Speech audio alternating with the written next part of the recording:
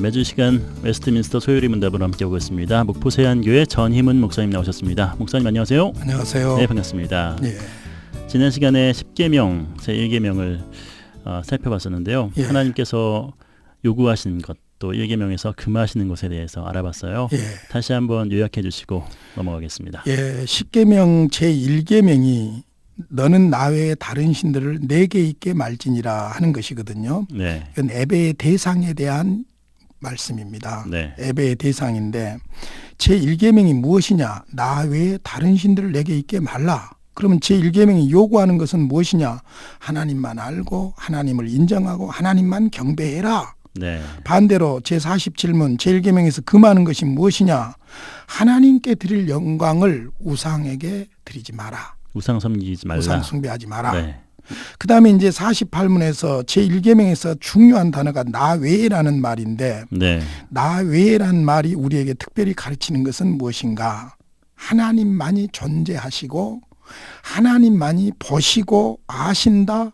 그러므로 하나님 아닌 다른 것을 섬길 때 불쾌하신다. 네. 자, 그래서 이제 두 번째 제2계명으로 연결이 되는 거예요. 네. 2계명 오늘 예. 보겠습니다. 49문 제2계명은 무엇인가? 예, 답입니다. 제2계명은 너를 위하여 새긴 우상을 만들지 말고 위로 하늘에 있는 것이나 아래로 땅에 있는 것이나 땅 아래 물속에 있는 것에 아무 형상이든지 만들지 말며 그것들에게 절하지 말며 그것들을 섬기지 말라. 나 여호와 너의 하나님은 질투하는 하나님인즉 나를 미워하는 자의 죄를 갚되 아비로부터 아들에게로 3, 4대까지 이르게 하거니와 나를 사랑하고 내 계명을 지키는 자에게는 1000대까지 은혜를 베푸느니라는 것이다. 네. 2계명에서 요구하는 것은 무엇인가가 예. 50문인데요. 예. 네. 제2계명에서 요구하는 것은 하나님께서 그 말씀 가운데서 지정하신 모든 종교적 예배와 규례를 받아 네. 순종하고 순수하고 완전하게 지키라는 것이다. 네. 자, 여기서 이제 우리가 1계명과 2계명이 요구하는 핵심을 아실 필요가 있어요. 네. 자, 제1계명은 예배의 대상은 참되신 하나님뿐이다. 그것이 1계명이었죠. 네. 제2계명은 예배의 방법을 이야기하고 있습니다. 네. 하나님께서 지정하신 방법으로만 예배해라. 네. 그래서 사실은 제2계명의 내용을 자세히 보시면요. 우상 만들지 말라, 절하지 말라, 섬기지 말라. 이렇게 네. 요약할 수가 있어요. 예. 그런데 그냥 이렇게 간단하게 아무 형상이든지 만들지 마라, 그 절하지 말라, 섬기지 말라, 나는 질투하는 하나님이다. 이렇게 해도 될 텐데 네. 아주 구체적으로 너를 위하여. 우상 만든 사람들이 되게 자기를 위하여 만드는 거예요. 그렇죠. 자기 복 받으려고. 네. 너를 위하여 새긴 우상을 만들지 마라. 새긴 우상을 만들지 마라. 이래도만 되는데 아주 네. 구체적으로 말하는 거예요. 위로 하늘에 있는 것이나 아래로 땅에 있는 것이나 땅 아래 물속에 있는 것에 아무 형상이든지 만들지 마라.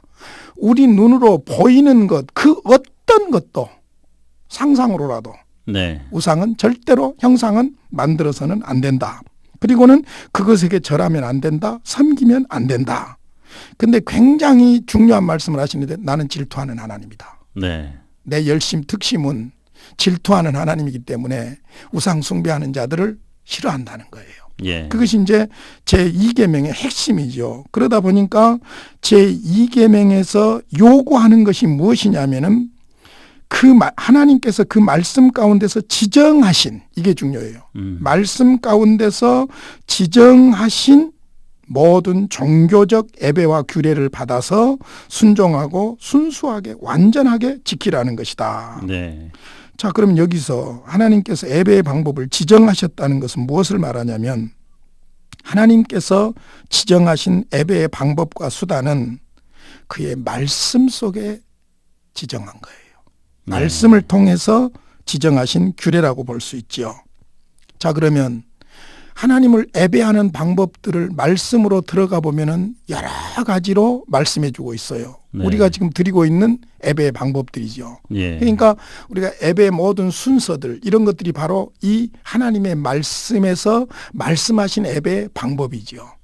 여러 가지 방법들인데 핵심은 하나님을 향한 방법이죠. 네. 자, 구체적으로 봅시다. 하나님께 감사함으로 드리는 기도. 기도도 예배고. 그렇죠. 네. 그다음에 읽고 연구하고 묵상해야 할 성경. 네. 그다음에 말씀을 선포하고 청종하는 것. 그러니까 하나님의 말씀과 그다음에 듣는 것. 이것이 예배의 중요한 요소죠. 네. 찬송. 그다음에 성례. 세례와 성찬이죠. 예. 또 금식. 또 자녀들을 가르치는 교육. 또 하나님의 일들에 대해서 대화하고 함께 나누는 교제. 그다음에 묵상. 또 서원과 맹세. 네. 그 성경에 보면은 서원이 헌신의 아주 중요한 부분이에요. 네. 감사할 때 드리는 서원이 있고 그다음에 어떤 것을 바랄 때 드리는 서원이 있어요. 그러니까 서원의 순기능이 있고 역기능이 있거든요. 네. 서원의 순기능은 헌신과 신앙이 아주 중요한 거예요. 아주 중요한 것입니다. 그런데 역기능은 뭐냐면은 마음에 없이 입으로 그냥 막 남발하는 거예요. 입으로 남발. 이걸 싫어하는 것이죠, 하나님께서. 서원하지 말라는 그렇죠. 게. 그건 서원하지 말라는 그렇죠. 것이죠. 네. 그러나 마음에서 우러나와서 감사함으로 하나님 앞에 서원제를 드리고 또 하나님 이렇게 해주시면 이렇게 하겠습니다라고 서원하고 그리고는 그 서원한 것은 반드시 이행하고 네. 그러는 동안에 어떤 일이 벌어지겠어요? 하나님을 향하여 신앙이 성장하고 진정성이 드러나게 되는 것이죠. 네. 하나님 섬기는 방법이죠. 그다음에 이제 교회의 권징들 예를 들자면 잘못되었을 때 그것을 시정해주고 바로잡아주는. 네. 근데 이게 이상하게 오해가 돼가지고 권징이 없어진 거예요. 그러니까 한국 교회가 문제가 생기는 원인이 결국은 어디에 있냐면은 네. 성도가 성도답지 못할 때 권징이 신실하게 시행돼야 되거든요. 예. 근데 그것을 할 수 없는 단계로 가버린 거예요. 그러면 할 수 없게 된 이유가 무엇이냐? 제가 볼 때는 두 가지예요. 첫째는 지도자들의 권징에 대한 남용과 오용이에요. 예. 두 번째로는 죄악과 세상을 향해 가고 있는 성도들이 권징을 싫어하는 거예요. 그렇죠. 그러다 보니까 이 두 가지가 합해지면서 교회 안에서 권징은 유야무야하게 돼버린 거예요. 어떻게 보면 지금 말씀하신 게 예배의 방법 중에 하나가 이 권징도 들어가는 거예요. 그렇죠. 네. 왜냐하면 성도답게 살지 못할 때에 교회 공동체가 바르게 살도록 누구를 죽이는 것이 아니라 네. 교정해 주는 것이거든요. 그렇죠. 바로잡아 주는 것이거든요. 그러니까 기독교의 권징은 그 밑바닥이 사랑이지 네. 누구를 죽이는 것이 아닌데 이 교회 지도자들이 권징을 오용하고 남용하는 면이 없지 않아 있었던 것이 사실이고 네. 그러다 보니까 거기에 불신이 생겨났고 또 성도들도 실질적으로 죄에 대해서 자유로움을 추구하다 보니까 네. 그러니까 교회가 꽃피 풀린 망아지가 돼버린 거예요. 그러니까 교회가 사실 보여줘서는 안 될 그런 모습들을 보여주게 되는 그런 결과를 가져온 것이죠. 참 하나님께서 원하시는 그런 교회의 권징이 제대로 다시 바로 잡혀야 되고 회복되어야겠다는 생각이 드네요. 그러니까 사실은 이런 것들이 순수하게 받아들여지고 준수되어지면 네. 건강한 교회가 되는 것이고 네. 사실 교회의 문제는 결국 어디에서 오느냐 뿌리가 예배가 잘못되면 문제가 온다는 거예요. 네. 그걸 우리가 알 수 있는 것이죠. 그렇군요. 예배할 때 예배를 그럼 어떻게 하냐 이렇게 할 때 네. 방법들에 대해서 말씀해 주셨는데요. 이어서 51문 제2계명에서 금하는 것은 무엇인가? 늘 계명에서는 요구하는 것과 금하는 것이 있습니다. 네. 이 계명에서 금하는 것은 요구하는 것은 하나님의 말씀에서 제시하신 규례대로 예배해라. 네. 그것이고 금하는 것은 답입니다. 제2계명에서 금하는 것은 우상을 통해 하나님을 경배하거나 하나님의 말씀에 정하지 아니한 다른 어떤 방법으로 하는 것. 네. 이것을 금하고 있다는 겁니다. 그러니까 두 가지를 정리해 볼 수가 있어요. 제2계명에서 금하는 것 중에 가장 큰 죄는 무엇이냐면 우상숭배죄예요. 그래서 뭐라고 했습니까? 제2계명에서 금하는 것은 우상을 통해 하나님을 경배하거나 이 대세는 안 된다는 것이죠. 네. 우상을 경배해서는 안 된다는 것이죠. 그러니까 제1계명에서 금하는 우상숭배죄와 제2계명에서 금하는 우상숭배죄가 어떻게 다르냐면은 1계명에서는 예배 대상에 대한 문제예요. 대상이 잘못되면 안 된다는 것이고 네. 제2계명에서는 예배의 방법 문제예요. 예. 방법 문제. 그러니까 하나님이 지정하신 방법이 아닌 방법으로 예배하는 것을 금하고 있는 것이죠. 네. 그래서 우리가 하나님께 예배할 때 범하기 쉬운 우상 숭배들이 많아요. 오늘은 그걸 좀 실질적으로 이야기를 해보려고 그래요. 네. 자, 예를 들어서 자기를 위해서 형상을 만들어 섬기는 것.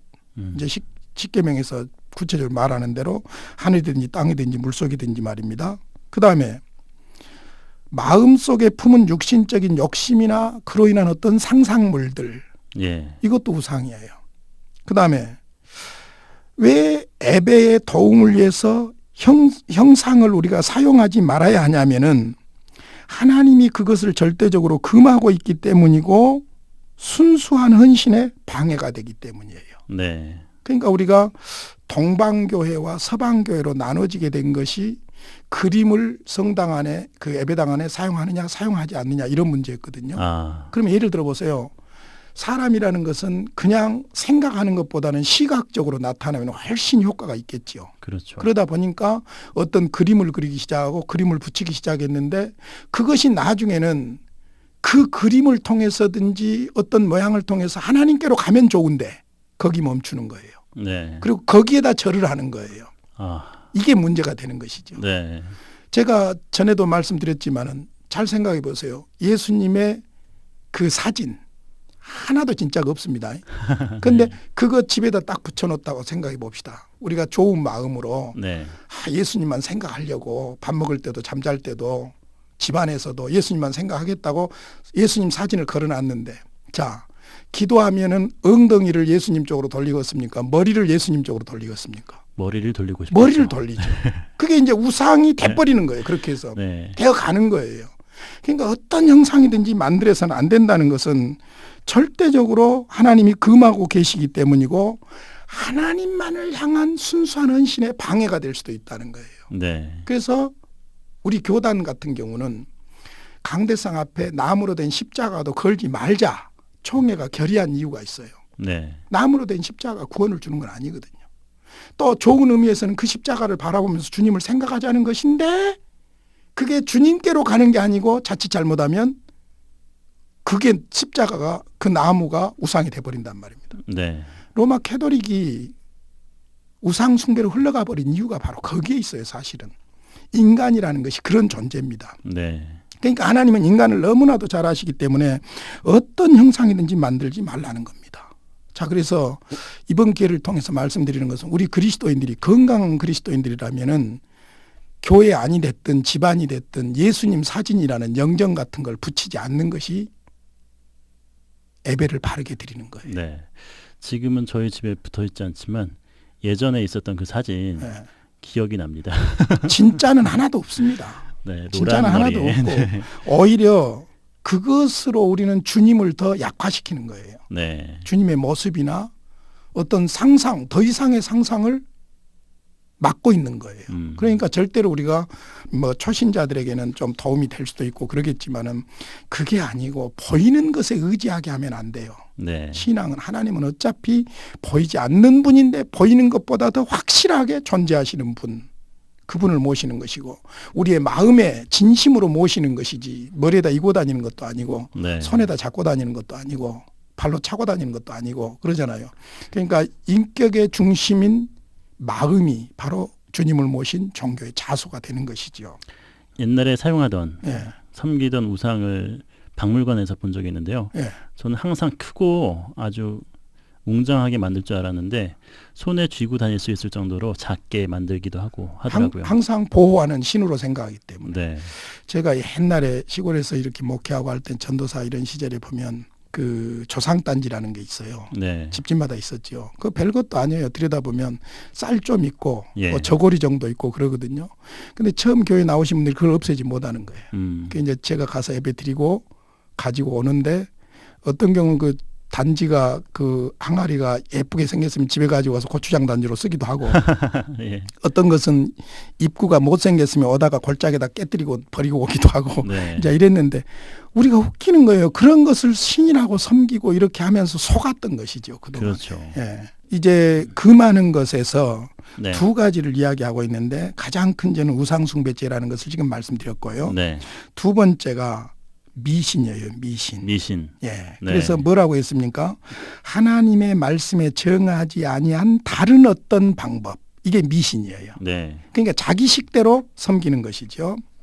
그래서 미신이란 하나님께서 그의 말씀 속에 지정하셨던 방법과 다른 인간적인 수단으로 예배하는 것이 바로 미신이죠. 네. 그러니까 우리는 미신적인 방법으로 예배하는 것이 아니라 성경에서 말씀하고 계신 정하신 규례대로 예배하는 것이죠. 네. 여기서 이제 죄송하지만은 웨스트민스터 신앙 고백서가 나오게 된 것이 로마 캐토릭에 대한 반발과 관련이 있기 때문에 네. 로마 캐토릭의 미신적인 것에 대해서 이야기를 안 할 수가 없어요. 네. 구체적으로 성례 때 무릎을 꿇는 우상 숭배라든지 십자가를 들고 예배하는 것이라든지 하나님의 어떤 모양을 만들어서 영정으로 예배하는 것이라든지 네. 엎드려는 우상 숭배라든지 제단에서와 동쪽으로 절하는 우상 숭배라든지 천사와 성자를 숭배하는 것이라든지 특별히 마리아에게 기도드리는 우상 숭배라든지 피 없는 성체 희생의 봉헌이라든지 사순절에 금식하고 육식을 금하는 미신적인 행위라든지 네. 성체에다 기름이나 크림을 바르는 행위라든지 미신적인 축제일이라든지 특별히 가슴 아픈 것은 염주로 기도드리기 등 이런 것들은 미신적인 행위예요. 네. 미신적인 행위예요. 그래서 사실 중세 캐토릭이 굉장히 미신적으로 흘렀고 우상숭배용으로 간 거예요. 그래서 우리가 늘 말씀드리지만 마리아에 대해서는 하나님, 성부, 성자, 성령 삼위일체 하나님 외에는 누구도 경배의 대상이 돼서는 안 되고 기도의 대상이 될 수가 없습니다. 네. 그런데 마리아에게 기도하는 것은 잘못됐다는 거예요. 개신교가 로마 캐토릭에 대한 반발로 마리아를 얕잡아 보면 안 됩니다.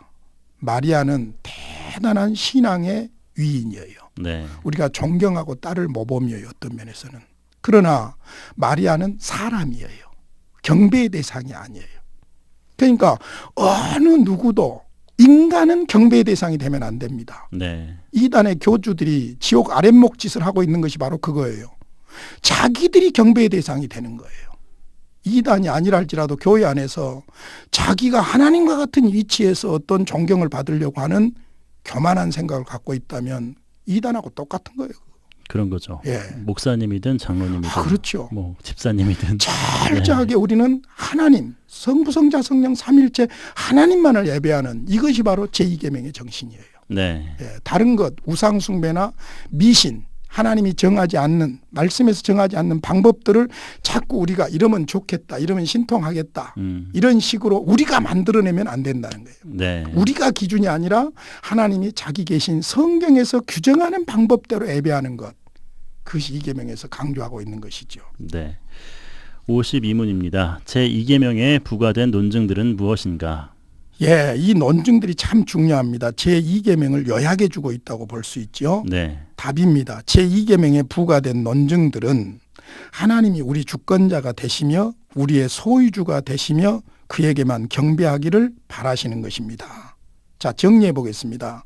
제1논증, 하나님이 우리의 주권자가 되신다. 네. 그래서 뭐라고 합니까? 나 여호와라고 합니다. 나 여호와란 말씀대로 하나님이 우리의 주권자가 되십니다. 그러므로 하나님만이 예배의 대상이요 하나님이 정하신 예배 방법대로 예배해야 되는 거예요. 네. 주권자라는 게 이게 중요해요. 나 여호와. 두 번째 제2 논증입니다. 너희 하나님이라고 그랬어요. 너의 하나님이란 말씀대로 하나님이 우리의 소유주가 되십니다. 우리가 그에게 속했으므로 그분만을 예배하고 그분이 지정하신 방법대로 예배해야 합니다. 네. 제3논증, 나 여호와 너의 하나님은 질투하시는 하나님이다. 그러니까 하나님은 복과 저주를 지고 계신 주권자라는 거예요. 네. 그런데 질투하시는 하나님이시기 때문에 우상 숭배하는 자를 싫어하신다는 거예요. 싫어한다면 그 다음은 뻔한 거 아니겠습니까? 망하는 거죠. 그래서 3, 4대까지 네. 오히려 하나님만 섬기는 자에게는 1000대까지.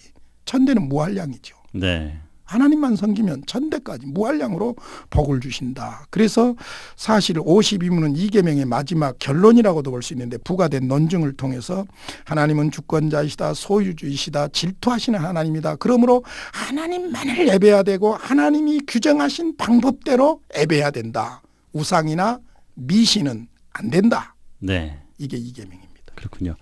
오늘 10계명 중에서 제2계명 자세히 살펴봤습니다. 웨스트민스터 소요리 문답, 지금까지 목포세안교회 전희문 목사님 수고하셨습니다. 목사님 감사합니다. 감사합니다.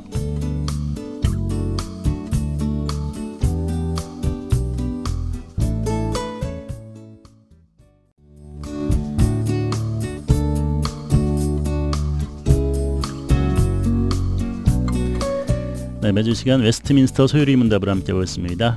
목포세안교회 전희문 목사님 나오셨습니다. 목사님 안녕하세요. 안녕하세요. 네, 반갑습니다. 8월 15일 광복절이네요. 광복절입니다. 네, 네. 이 광복절을 맞이하면서 우리의 신앙의 광복도 생각할 수 있는 것 같아요.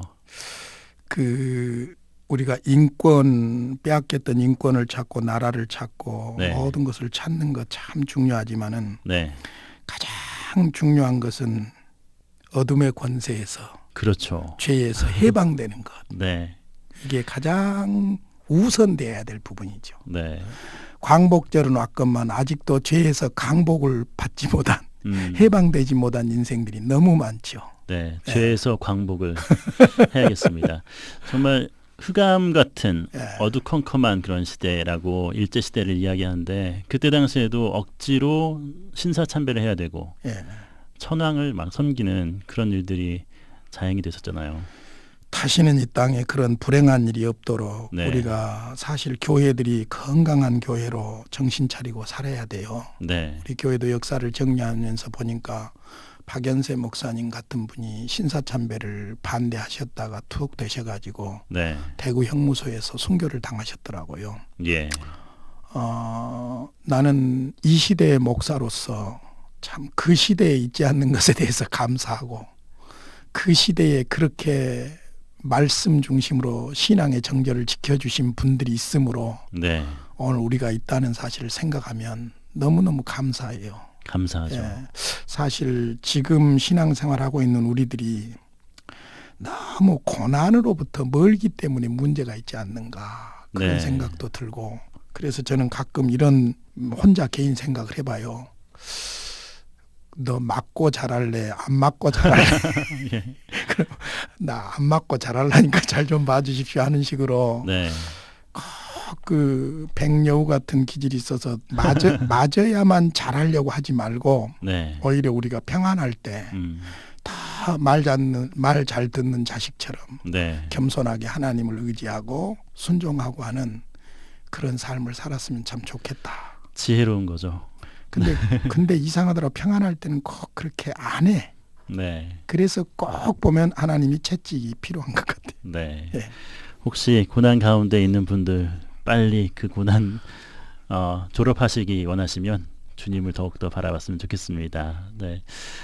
광복절 맞아서 여러 가지 생각되는 것들이 있는데요.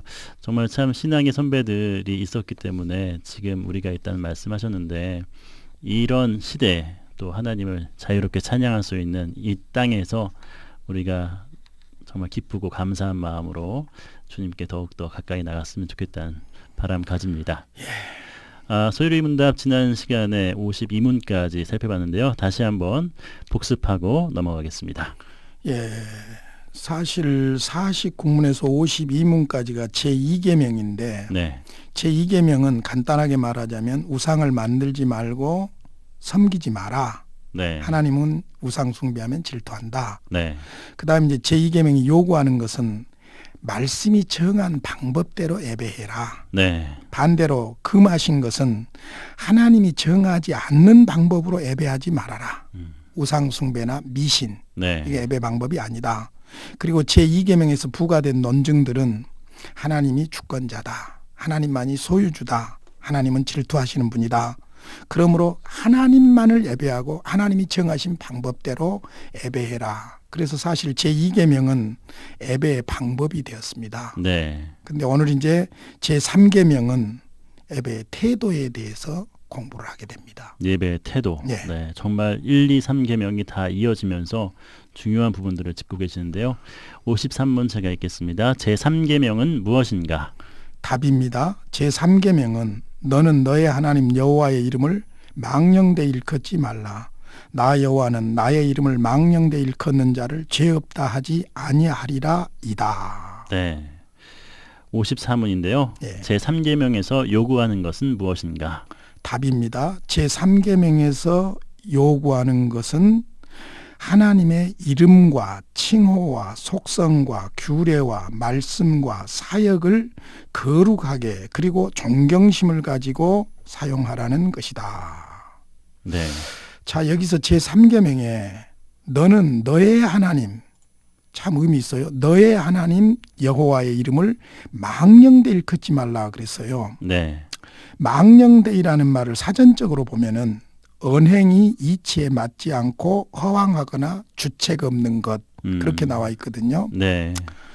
그런데 이 3계명이 요구하는 것은 무엇이냐면은 하나님의 이름이나 칭호나 속성이나 규례나 말씀이나 사역을 거룩하게 취급하고